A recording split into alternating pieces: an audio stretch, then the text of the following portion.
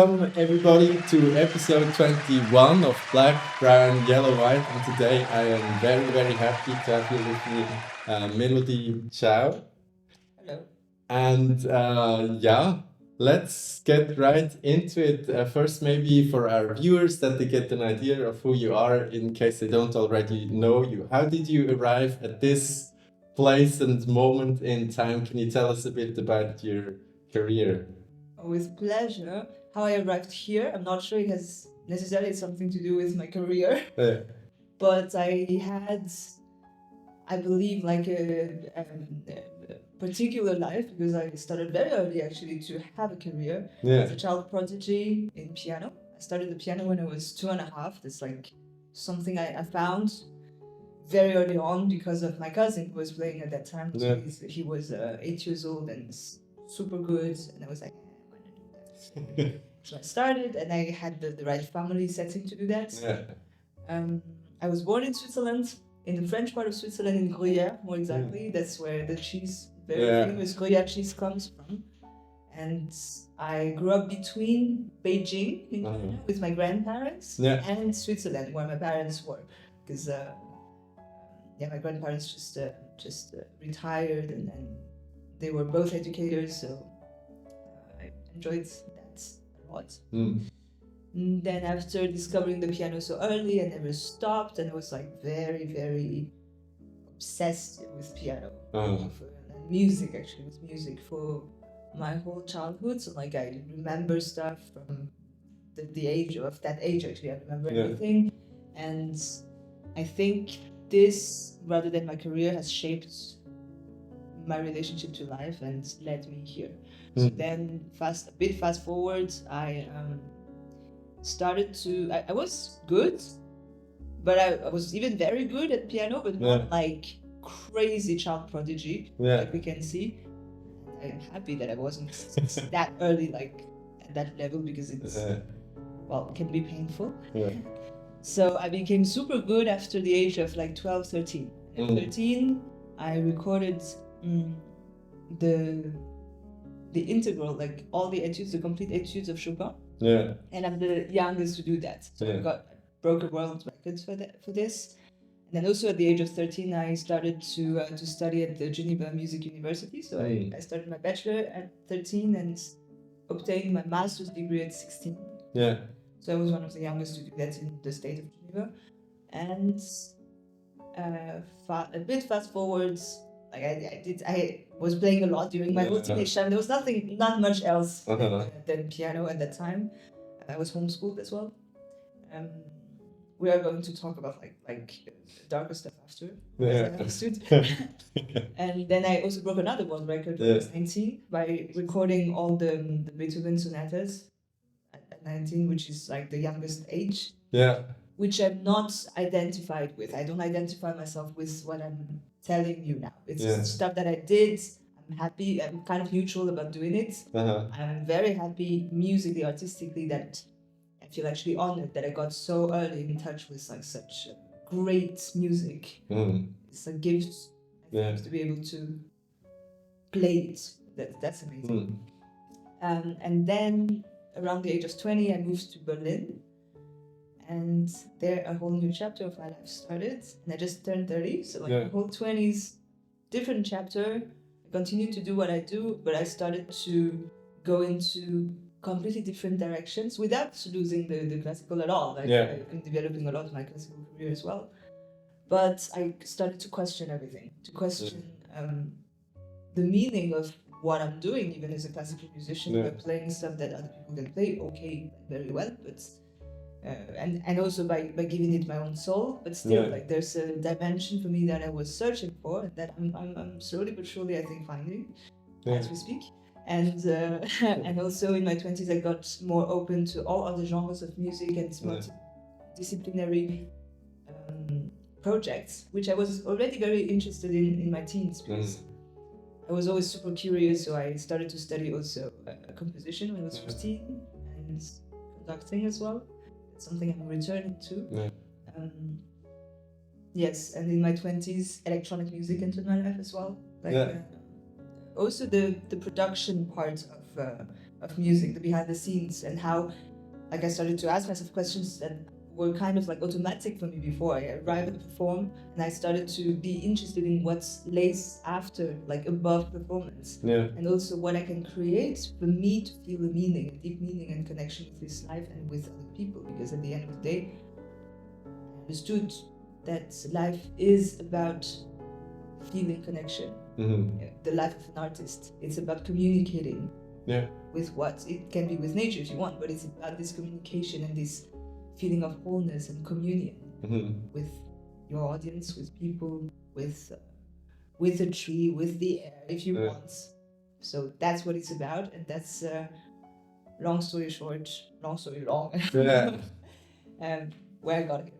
Okay, thank you very much for giving us such insight, brief but yet very vivid of your development and also how you branched out into these new ideas and concepts in your 20s. Yeah. I'm curious, you mentioned at the beginning that I think your cousin was a source of inspiration. Yes. Were there other sources of inspiration that have been very significant for you, maybe also now in your 20s, early 30s? Yes, of course. That moment was really decisive because I just remember the moment I heard the sound of the piano and I saw him play, and I was like, I want to do that. And then there were a few moments like that, like aha moments in life that were not necessarily linked to music. Actually, what I could remember is like actually like the day I discovered Frank Sinatra. Yeah. Oh, Frank Sinatra. Yeah, because actually I grew up in a household with not much else than classical music. Yeah. Like, nothing else than classical music. Maybe some Michael Jackson, only the year he died, because it was such a big coverage, media coverage. So I could not get in touch with it, but I didn't know any kind of other music until I was maybe in my teenage times. And then one day there was the internet, and I started to surf, and then wow. Frank Sinatra is like, it felt like honey. I don't know how to explain it. It's like something warm just like pouring down my soul or something like that. And in the same week I discovered Frank Sinatra and Ella Fitzgerald. And at that time also Doris Day. Yeah. Not a Doris Day fan anymore, I think. I think she's great, if it's like suddenly I just discovered that side of music, and then I dived a lot more into jazz, and I'm a big jazz fan. I worked a lot on Gershwin as well, for example, which is like kind of like a trickery. It's between classical and jazz. It's not exactly jazz. I cannot play jazz because I respect the film too much to play it like a no, I don't want to do that. But I appreciate it like amazingly. So that's one for sure. Fast forward, I can think of two other moments. Another moment was when I understood, that was maybe in the span of a couple of weeks. I understood. Suddenly I met a few people, and then I got in touch also, not only via the internet, but just by actually Spotify. When I discovered most things, I actually really believe in the power of these algorithms. Because when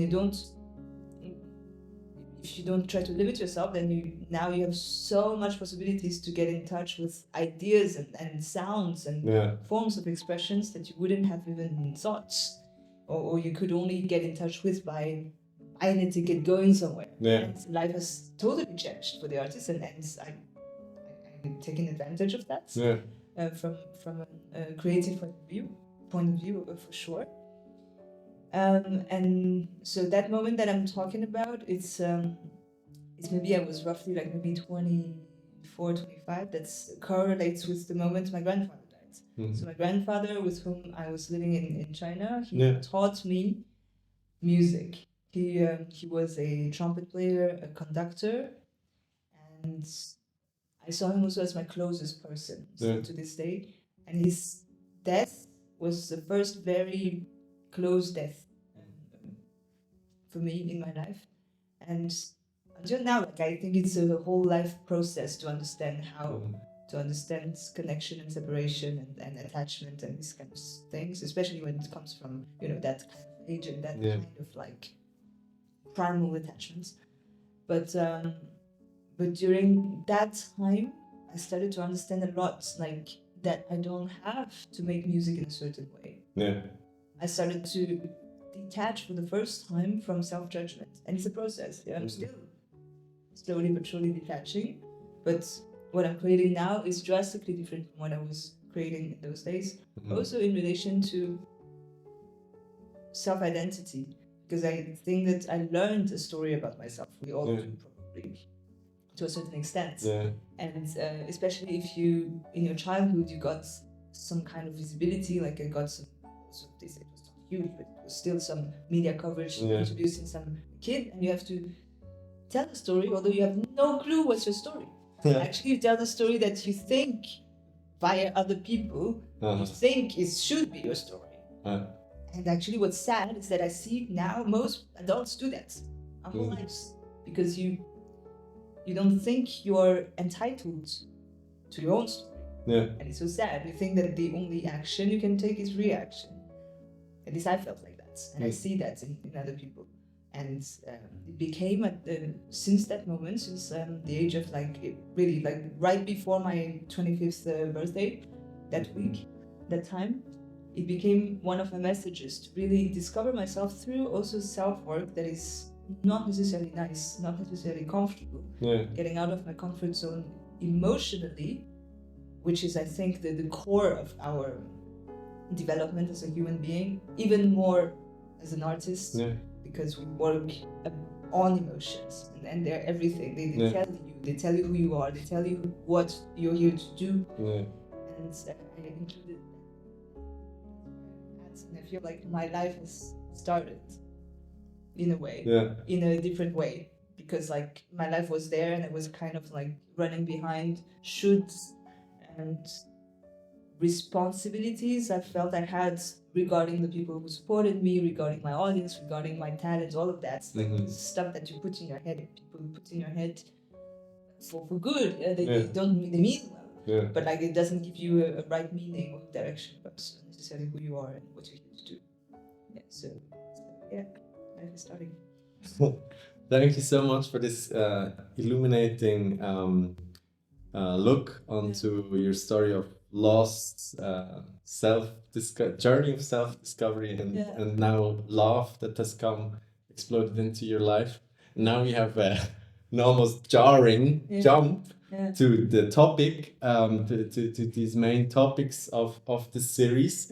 And the first one, the most unpleasant one, is the question of racism. What is your perception, understanding of this question of racism? I think it's a major topic, but to start, I would start maybe in a provocative way, because as much as it's a topic that I used to be very militant about, so I was fighting for this, especially during COVID, because there was this whole anti-Asian stupid campaign, especially in the West. So there were like experiences that me and my family and my sister have experienced during that time that were just like really what the fuck moments. Of course, I'm very, very aware that like as Asians, as much as we are very much the target of racism, it's a different way than you cannot compare it. It can be much more violent than that in general, of course, like on a more repetitive basis for other races. And so the provocative thing I wanted to say was that my stand on it now is not fighting, rather uniting. That's what I believe I can and should do as a musician, most of all. As a person and musician, and I don't make a separation between the two because it doesn't make sense otherwise. I separate my music from who I am. And I believe that as much as it's very important to bring awareness to problems and to frustrations that one person, that's each one of us has, and our core emotions when it comes to a certain experience, that's our responsibility. I voice it. I cannot believe it and not express it, and that goes for all emotions. Yeah. And when something like that happens, I feel like I am being, aggressed or abused emotionally, or I'm being bullied. I used to be bullied a lot at school. So like, I'm happy to talk about this experience, but what I understood is that to stay in this energy of fighting against racism is actually resisting. It's a state of resistance, and I've come to maybe very idealistically. I know that what I'm saying doesn't resonate with everybody, but there was this aha moment for me when I understood that it's always about finding the way to love, the solution through love, and not the solution through fear. Because when we fight, there's still fear. Not necessarily true, of course. I know where people come from when we talk about this very sensitive topic that, but I was attacked, so I have to attack back. So I'm not afraid. I would be afraid if I don't say anything. So for me, it's like we have to talk about it. We have to talk about like the injustice of it, but we cannot force people to accept or think a certain way that they're not ready to. We can only inspire. Same thing with music, same thing with all kinds of stuff. We cannot force people to see that's not right. They have to truly believe in themselves. So I will truly believe in sharing those stories, just showing in a very rational and personal way, because that's the most relevant. My personal experience of this, and what this action made me feel, and also what I believe is creating this racism. Because what is racism? Racism is fear, right? And it's like you fear what you don't know. You fear what you feel could be threatening to your own culture, or your own looks, or your own sense of safety. And we feel unsafe. That is the core of all dissonances, probably. Probably most fights in the world. Because then, even greed and stuff like that, when you think about it, it comes from a feeling that I'm not safe enough. It will make me more safe or more powerful if I, become more greedy. If I get more for myself, and then lack of empathy, all of that. I believe that it's all a disbalance. It's about finding the unity and the balance between everything, which is like, even if theoretically it sounds quite easy when I say it, even for me it's a challenge, and it's an everyday work, it's a commitment to think this way, to act this way, and to, even if I'm experiencing something like sexism or racism, which is quite common in especially certain fields, in many fields, of course, but in the field of classical music. I grew up being a Chinese pianist. Like, first off, that's not accurate, because I wouldn't say I'm not Chinese, but I'm maybe partially Chinese. My mom is from Malaysia. I was born in Switzerland. And in my family, we do classical music since 3 generations. It's my culture. I started at 2.5, and not just playing piano, but like listening to music, analyzing music, living with Beethoven, and since I'm a kid, since I'm a baby. So it's not accurate to put certain etiquettes on me, especially as a child, just because it's easy. But I understood after a while that it's just easy for people, because I cannot blame people for, perceiving things out of statistics. So basically they see many whole horde of like classical musicians in the last generation, the last 30 years, that are Asian, that are Chinese, especially pianists that can play very well at a very young age. So of course people do form these stereotypes, and it was difficult to get rid of them, because like my core is very sensitive. I was always very sensitive to music. I was sensitive to sensitive music, like Chopin music that really make you cry, and music that is more like, I would say, like a bit contemplative. I was always, even as a kid, I was into that. I liked sometimes also some big stuff, but I think my core is very sensitive. But I'm also very virtuosic, so I could play piano really fast, really well, really loud, all of that, and I like it too. because I think it's amazing to be able to master an instrument. Yeah. It's fun. It's cool. It's something that's interesting to watch and interesting to do.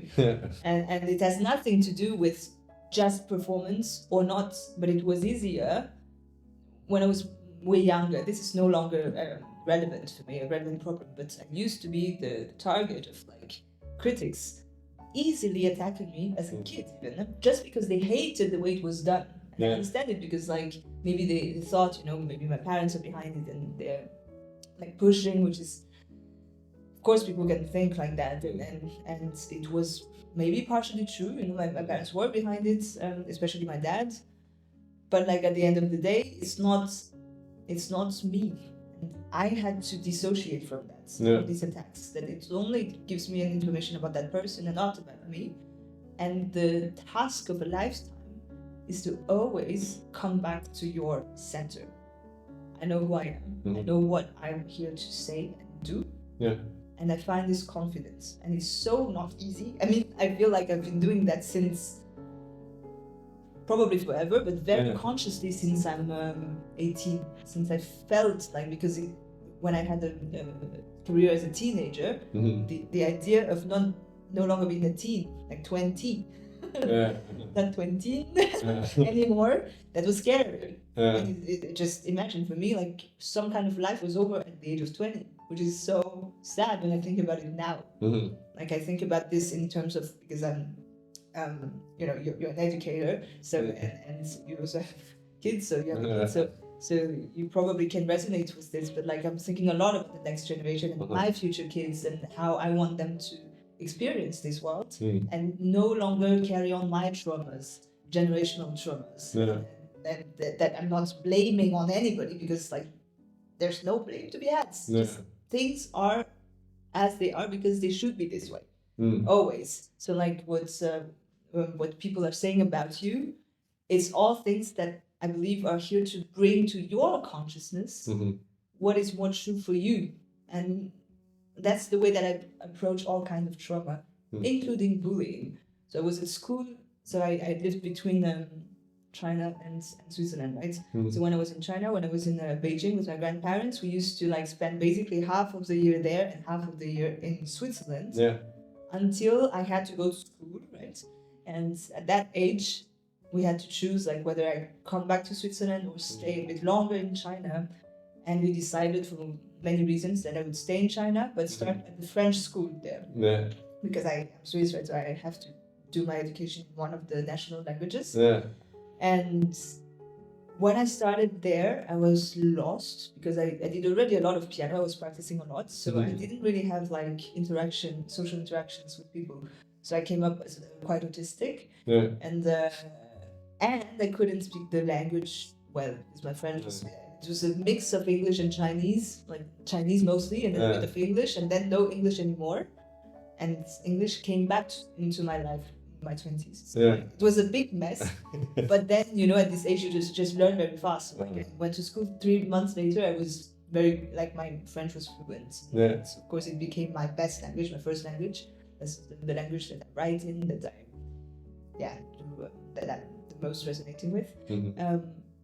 And at that time, I just couldn't understand actually what's my place in society. It was always like this because like there was so much differences. First, I was living with my grandparents.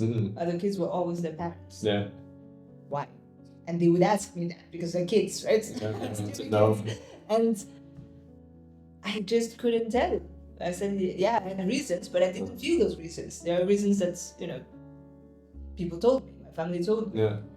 Also, so you play piano. Why do you play piano? Why do you practice piano? Why? And these are actually good questions. Because, you know, at that age, it's normal that the other kids ask you that, but you won't ask yourself these questions anyway. And the bullying started like later, like big time when I was like maybe 7, 8.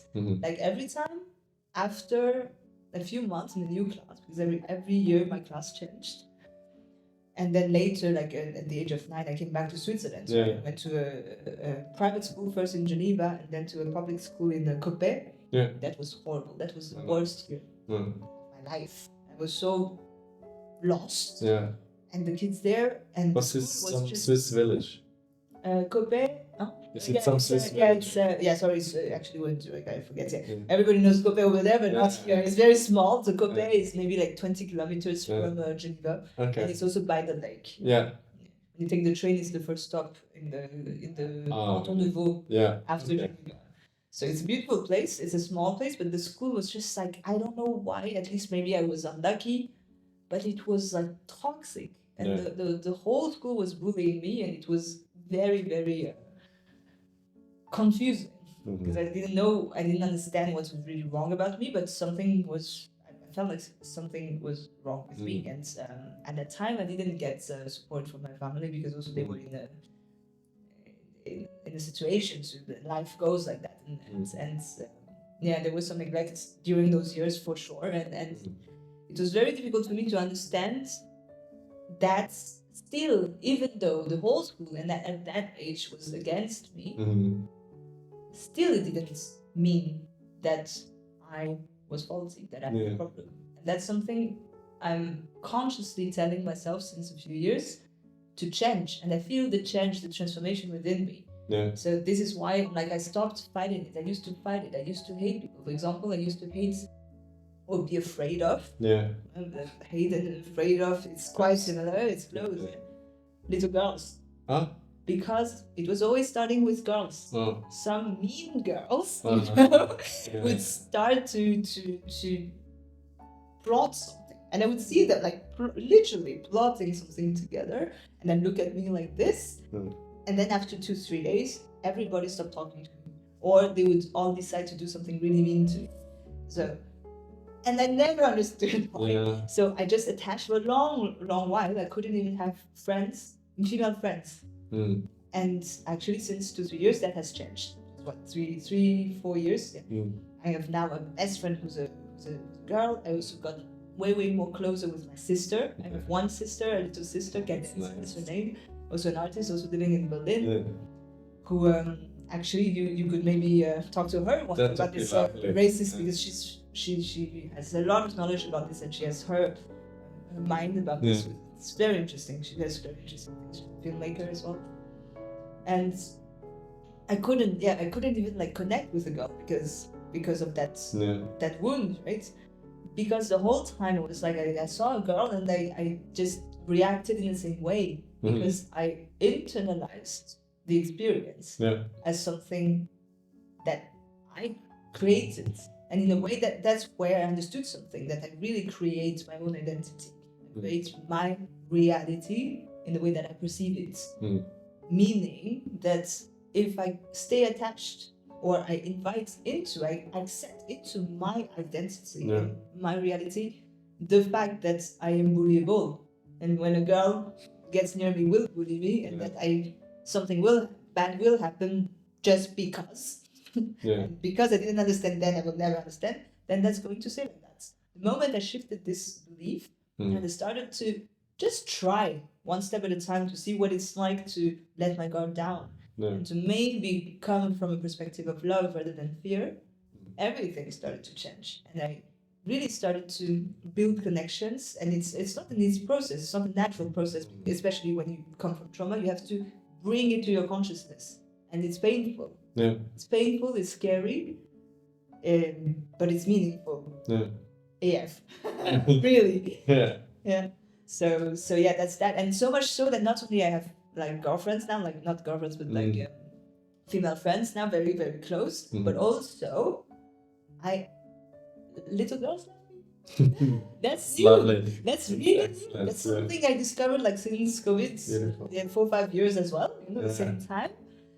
Suddenly I got these girls, especially after a concert or something, but not necessarily, they would just want to play with me, just play with my hair or whatever. And that's never happened before because I had this block with girls and this fear about girls, and kids that age in general, because I was bullied at that age. So actually I was a bit afraid of kids. I felt like I couldn't connect with kids because something was so weird, and at the same time it was so painful because you also long for this connection, so you become a bit needy, and I didn't understand why people didn't like me, and actually discovered that I'm a very social person in my personality, because I'm genuinely interested in people. I'm interested in what you have to say, genuinely, because that's why we're here, right? To understand, wow, there's another perspective, and maybe this perspective can actually teach me something and make my life a little bit more rich. So, yeah, very lengthy. No, thank you so much for sharing this complicated experiences and processes of bullying, and then finding this way from fear to love. Yeah. That's extremely impressive. Yeah, so thank you for giving us this insights into how you've dealt with this trauma, and how you have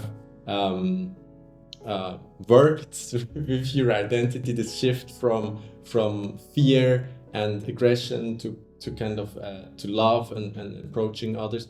And I was thinking, on the other side of racism, sexism, and all these forms of discrimination, I like to think of it as the positive power of diversity in our society. Yes. So what are your thoughts on diversity? I feel like diversity is a broader expression that we have the chance to be able to perceive with our eyes, with our senses, of a similar facts or happening that is happening within us.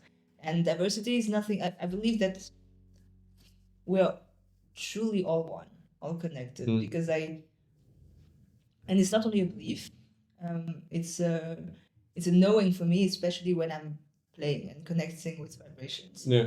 It's obvious that what I can perceive in you and understand in a certain way, the communications that you give me, that I'm able to receive, maybe seeing that you're sad, maybe seeing that you're happy, seeing that you're interested, curious, emotional communication. If I can perceive it, it means that the same is alive within you and in me. That's why I'm able to perceive it. Otherwise, I wouldn't be. And this is even true if, for example, if I cannot perceive, if something is not alive in me, meaning maybe I lack empathy so much that I cannot see that you're being hurt. This means that this part of me is not alive and needs to be awakened or wants to be awakened. So, in that sense, I believe that diversity is nothing but showing us that all these parts and diversity, not only within humans, but within mammals, animals, nature, all sounds and perceptions, like all senses, all perceptions from all senses, are options for us, are alive within us, through us, and are available to us. And problem with diversity is that just like these parts of us within us can be at odds with each other, which is why we can sometimes, become very depressed or make very wrong choices, or procrastinate on making the right decisions for ourselves. I believe that this is the same within differences and diversity per se, because you see that, but there's a clash, and of course it's not going to be comfortable, because you're not me, I'm not you at the end of the day, but you are me and I am you at the same time.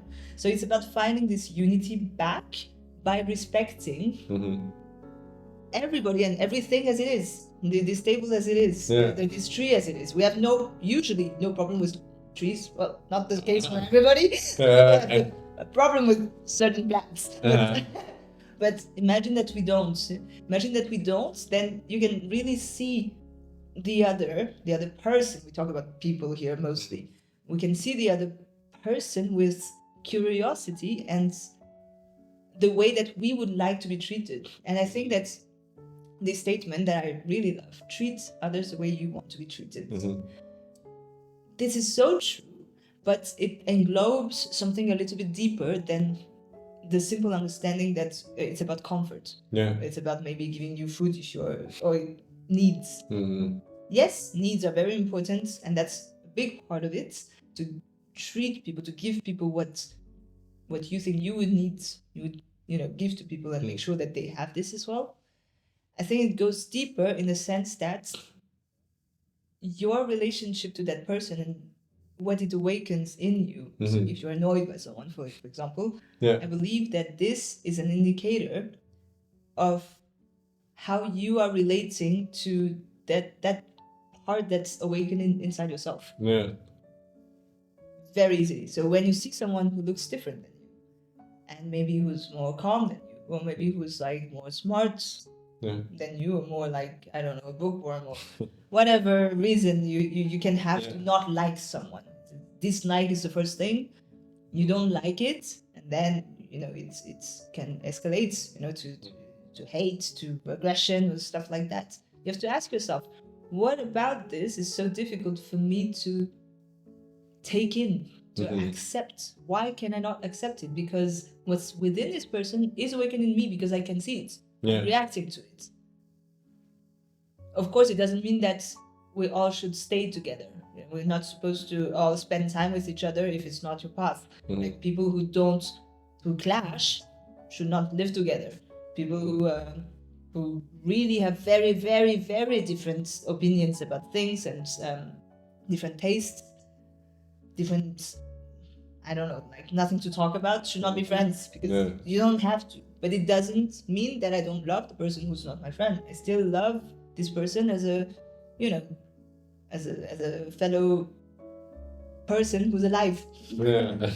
Actually.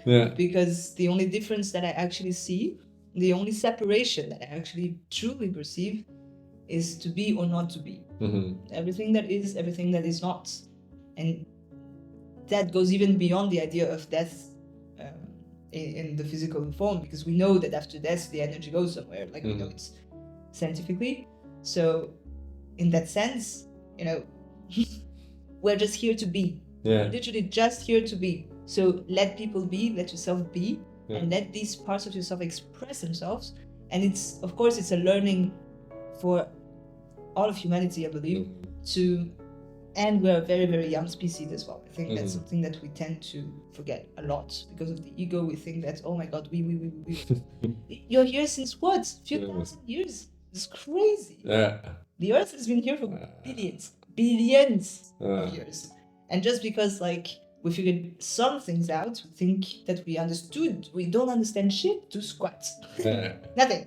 Maybe we touch a little bit the sensation in some people more than others because they're more, connected. But it's like, we don't know. So, like, why spend this very limited time on Earth, not getting closer to your truth by setting limits and differences? Because I have experienced this, especially in very big conflicts, for example, conflicts that you find like, how can you ever forgive someone? Someone who killed a family member, something like that. Or even in those circumstances, you can learn to forgive that person, not because what he or she did is okay or they did is okay, but because you forgive that part of yourself.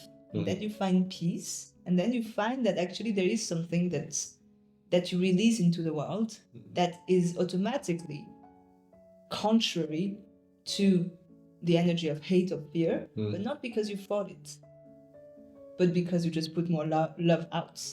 It's the idea of this yin and yang. It's always constantly complementary, and it's not a fight. You cannot fight, I believe, hate. You have to embrace the existence of hate as it is, acknowledge it, and put out love. That's what I'm trying to do. Thank you for these amazing words, for these amazing thoughts of yours. I would like to try a little bit to reconnect it also with your work and experiences. And I was thinking, in the field of practicing music and in the field of music education, what do you think is maybe its role or its power to fight against, or to combat, or to stand up against the different forms of discrimination which we see in the world? I think it's easy for music. It's almost like music is cheating in that endeavor. Because it's naturally about harmony. We have in music, at least music nowadays, like after the idea of like just one monotonous contrepoint, like even in contrepoint it's very important, but like in the idea of harmony, we have found that certain vibrations together make you feel something like poof. Yeah. And it's just a vibration, it's just frequencies that come together in a certain shape, in a certain texture, and it can literally heal you. Literally, it heals you.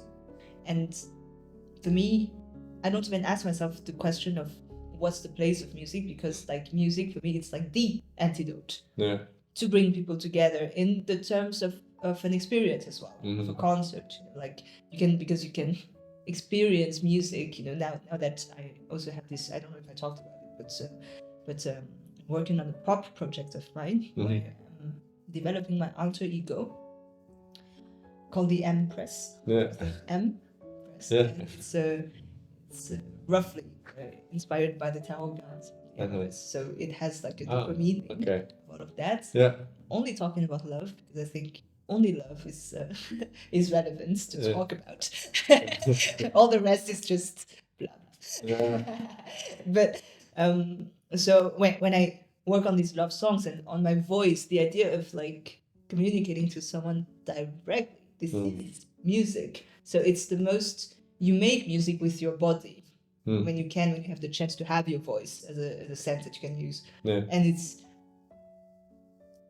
it's just the most natural state to actually go back to the most healed version of yourself, which is like, the first thing the most connected thing that you actually express after you go out of your mother's womb is the noise, is to cry. It's your voice. It's music. Music starts from the voice, and it starts with voice and heartbeats, which is rhythm.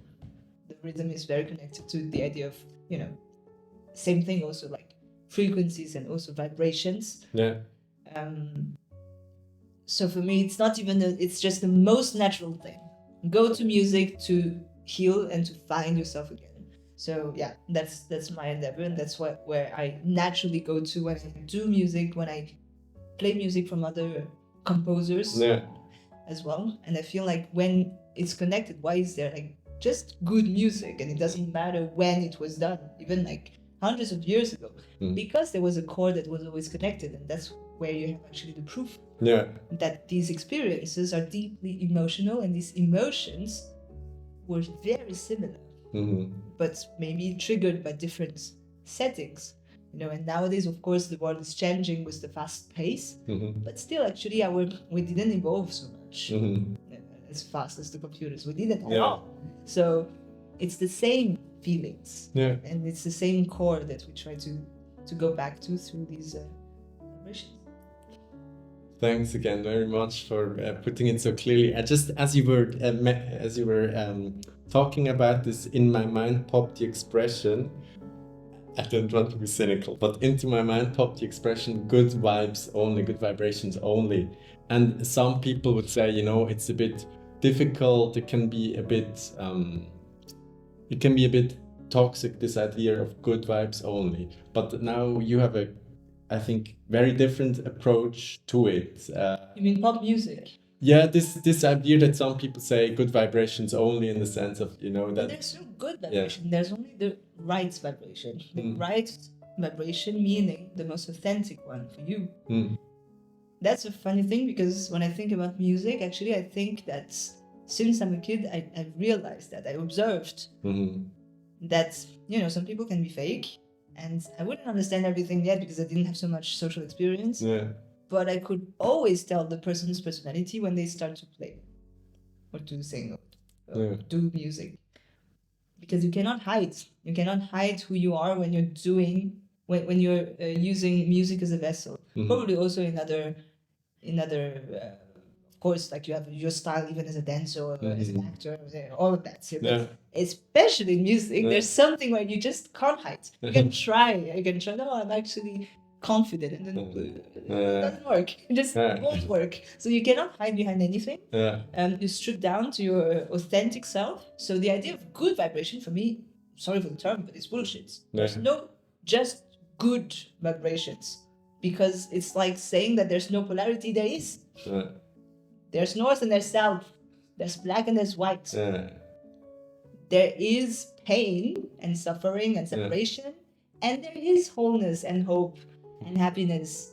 You cannot say that there's not. You can try, but I think it's ill-advised, because what happens is that you actually go wrong by trying always to be right. When I said right before, it means authentic. If you try always to suppress a part of yourself, it will manifest itself. That's what I mean. So when it comes to pop music, I think that was your question about pop music. I think there's, especially in our generation, many artists. I'm a big fan of Billie Eilish. For example, I was listening to her coming here, but not only, she's very popular in this, but like so many other artists take French chanson. It's not all good vibes. It's true vibes. It's exactly how I experience this world. It's exactly how I experience these words or these notes. That's how I tell the story. And this is the only thing that counts. And it's good when it's authentic. It's right when it's authentic. It's not good because it should be a certain way, or because it should only make you feel happy or something like that. It should make you feel a bit more true and connected to a certain part of yourself. Even if that part hurts or is uncomfortable. That's how I see it. Okay, so for now, we will jump to the second to last segment, making a quick one. I call it non-trigger trigger. I throw a few expressions at you, and then you can give me some very brief answers of what comes to mind. First one, are you ready? Always. Geneva. Home. Oh, I'm very surprised. Monsieur de Voyant. Professor. This one I don't know how to pronounce. Yuja Wang. Yuja Wang. Yuja Wang. Great pianist. Beijing. Childhood. Family. Everything. Chopin. Love. Then millennial. Me. Action and touch. Action and touch. Alive. Eurocentrism. Taken for granted. Hanyu. What? Hanyu. Hanyu? Hanyu. Yeah, Hanyu. Hanyu. Hanyu. Chinese, yeah? It's Chinese. Ancient. The future. In the past. That's good. Blue fire. Oh, project. Thank you very much for doing this. I think this is really interesting. And now we come to the really last part. Because me too in classical music, I want to say me too everywhere. Because it's not just limited to the world of classical music. But it's, I would say, complex. That would be the word. So finally in this last part, it's about practices and recommendations. And firstly, practices. What in your life have been some of the practices, maybe on a daily, weekly, monthly, or yearly basis, whatever, that you have found really have had a positive impact, have advanced you as a human being? Oh yeah, first thing I think about is actually sports. Because like as a child I was a classical music nerd. I never did any kind of physical activity, even at school. I was dispensed. Like during the sports I would come back home and play piano. And I never moved, but I was playing like very sporty stuff at a young age, but it's different. Then actually also in the last it's been 4 years now, I started to do first some yoga and then really intensive fitness. It changed my world. It changed my relationship to my body. It changed my confidence level. It changed the way I looked as well. I can see the pictures, how different I look. Because you just gain muscles, your whole body changes. That was really, really a great thing. Meditation. I know that it sounds very basic. Sometimes I don't do it and I see the difference. It's like the harp in an orchestra. When it's there, you don't always hear it because it's somewhere lost, Uh-huh. it's not there. You can hear it. Uh-huh. So that's the same with meditation sometimes. So like when I do it, I never regret, Yeah. but I always regret not doing it. Okay. Thanks. Yeah, I have for meditation. I have the same experience. As soon as I fall off that cliff and don't do it anymore, I realize somehow the mind is going other places, and you're not the An same. anchor. Yeah. It helps a lot. Yeah. And then also your recommendations like books, movies, art, music, of course. Yeah. What would you recommend to our viewers? Like, if you can engage with this, I think it might enrich you. I think instead of giving some boring, very personal recommendations that I really don't have in mind right now, I think when it comes to consumption, always go for the things that you would be surprised you would go to before making up your mind. That's my way of seeing this, because we have, again, access to Spotify and all of this, everything. So like everything from all eras, all genres. Yeah. So I would go and not limit myself, and before I make up my mind, that's one thing. Books, though, I'm thinking of one book that recently really, really changed my way of seeing everything, which is *Sapiens* by Yuval Noah Harari. Oh yeah. That was, I think, really great. Okay, thanks a lot for that, and thank you very much for this interview. It was truly so amazing. much. Thank you, Temba. And I wish you all the best with your music and personal journey. Yeah, thank you. Yeah. Maybe for a second episode. Yeah, exactly. Let's try for It that. was a bit lengthy. Yeah. Thank you. Bye, everybody. Bye. Take care.